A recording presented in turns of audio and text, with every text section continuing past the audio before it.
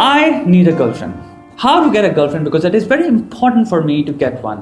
Why? Because I need to have sex. I've been watching so much porn, I look at all these beautiful, hot celebrities, and this creature in me demands that I get a replica of these girls in my life who'd care about me, sit across the dinner table and look deep into my eyes, dress up really cool, have beautiful hair just falling on her shoulders, a perfect face, and a hot banging body. She will exist only for me. Her life would revolve around mine, and she will make all my fantasies come true. She would make every guy jealous of me, but never talk to any of them because she has me. And I am a guy. So why does she need to talk to other guys? This is beyond my understanding. If ever guys try to flirt with her, send her flirtatious messages, basically overstep their boundaries, she will cut off all ties with them immediately. She will maintain strict boundaries with every guy she meets, works with, and is friends with, and would get furious if any of these guys call or text after midnight, crack a dirty joke in her company, or use language that I feel is inappropriate under the terms that I have set for guys to communicate with her. She will go to the gym and obsessively work on having those shapely thighs, butt, waist, and diligently maintain her body. Not to forget, every time she goes to the gym, I will accompany her.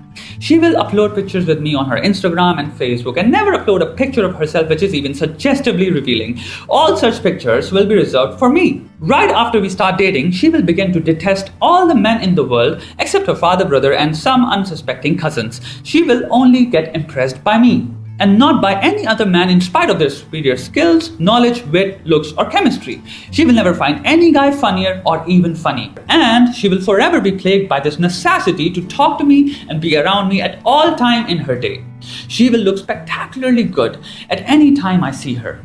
And once again, she will love me, never leave my hand, and will measure other people's worth using me as a standard of perfection. She will make a conscious choice of not going to nightclubs, pubs, bars, parties at her friends, or any event which doesn't include me. She wouldn't want to and reject those invitations without a second thought. In private, she will be crazy in bed, always willing to go an extra mile, never backing down from a crazy idea, looking forward to anything I suggest, and will hold me as the greatest lover she has known. In public, however, she will assume the caricature of a lady, will often use words such as modesty and grace to define girls with self-respect. She will have a strong dislike of girls who show their body, who share their pictures on various social medias to gain popularity, and will judge them unkindly. She will value decency above everything, but wouldn't hesitate for a second in engaging with me in any form of mischievous acts of sexual nature in public.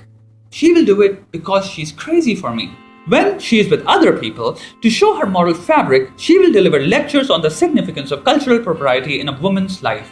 She will hate girls wearing tight clothes but wear them whenever I want her to. She will hate talking about sex, and even the word would bring an expression of disgust on her face, but will love talking about it to great debauched extents with me. She will value my success the most, my existence the most, my feelings the most, my expectations the most, and my way of life the most. And in return for all of this, I will love her the most. I will give to her my all and everything. I will be faithful, caring, supportive, and the best boyfriend she will ever find. How many of you could see a few of your wants in that description? How many of you have acted in that fashion before? This was a composite of everything that is fictional. This is as far from reality as one could be. Now you might comment that this isn't fictional. I have met girls like these or have friends who have girlfriends like these. We humans have a habit of attaching ourselves to fictional ideals. That is how lying has thrived and prospered so much amongst Homo sapiens. That doesn't mean it is real. Our fantasies, wants, the basic idea of a lover has been painted and brought to us by fiction from books, movies, shows, and lies sold to us by people. The whole point of fiction is to show something that doesn't exist and has no connection to reality despite using the context of reality. But we perceive these stories and lies with such hope in our eyes that we start playing these fictional characters. That is where fantasies come to life. Fantasies of meeting a person with these grand streams of qualities. What about the bad shit? Ever had a conversation in which people list down the qualities of the person they would like to date? We never mention any vices or bad characteristics that we are going to tolerate. Our fictional idea of a lover are always perfection with a little compromise on looks, because admitting that you want great looks makes you look shallow. How many people have you met in real life who don't have any vices or truckloads of batshit craziness from their past? People are very complicated, and in most cases unbearably confused. How many people have you met in your life who had a completely different personality from how they initially portrayed themselves? How many girls have you met who told you that they hated such and such things, and later you found out that they had done all of them? Who said that they will never choose to date such types of guys, this and that, and then they do. If you truly want to be in a relationship, first dissolve all these assumptions, expectations, and preconceived notions of what a relationship looks like. If people behaved exactly how they claim to behave, there wouldn't be any breakups. Human nature is marred by inconsistencies. Why? Two reasons. One, because as an individual, you might find a lot of flaws in you. But as a romantic individual, we tend to believe we are complete.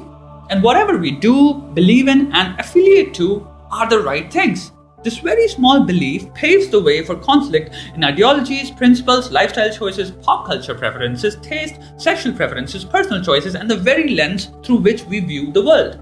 Two, because we lie. We lie a lot. We treat the process of getting a girlfriend as an interview. The point is to get accepted. So our mind isn't focused on compatibility, number of things we agree on, her history, my history, her lifestyle, the future. All we care about is getting a yes. When that is your objective, you will say anything, agree on everything, promise everything, and show her that you are cool with things that you most definitely know you won't be cool with. In this attempt, what you do is you sell and push an ideal image that has nothing to do with your actual personality. And she does the same. But for her, the reason is different. She doesn't trust you, because she has come to realize that if she speaks about her life, her past, and her wants honestly, she gets brutally judged by men and women alike. As a result, she chooses her words very carefully. So, what happens when two people who are selling their chosen ideal images to each other get together in a romantic bond? The same thing that happens with every actor in the world. You break out of character. Now, with actors, the scene requires them to be in character for only a few minutes. With you, the scene is the extent of your life.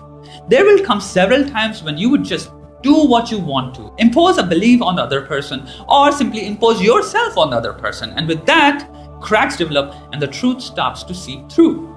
Stop chasing your fantasy girlfriend, that fantasy relationship, that fantasy sex, or anything that makes you want to act like a fictional character. TV shows and movies always project love as the epitome of happiness. What they don't equally show is the other side of the coin. If it goes wrong, it has the potential to wreck your life. And there aren't any ancient lessons full of wisdom and breakups. What you get is hurt, regret, time waste, and prolonged depression. I'm not telling you to not be in relationships. I'm telling you to treat reality with the seriousness it deserves.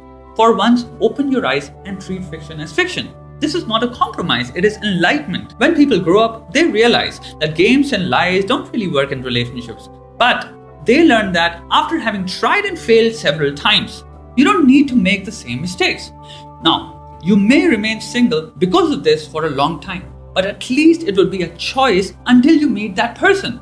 And you will. But patience is necessary and much better than jumping from one relationship to another and signing yourself up for permanent, irreversible psychological damage. Now, you might ask, what do I do until I meet that person? You find who you are. You repair yourself. Find what makes you happy. Better your life. You grow and change and evolve. Consume knowledge and ideas. Develop interests and skills. After you have done that, you will never need pretending. Why do you need to find who you are? Because when you complete that journey of finding yourself, a habit develops and knowledge is acquired. The habit is to always find out what you want, and the knowledge helps you with knowing what it is.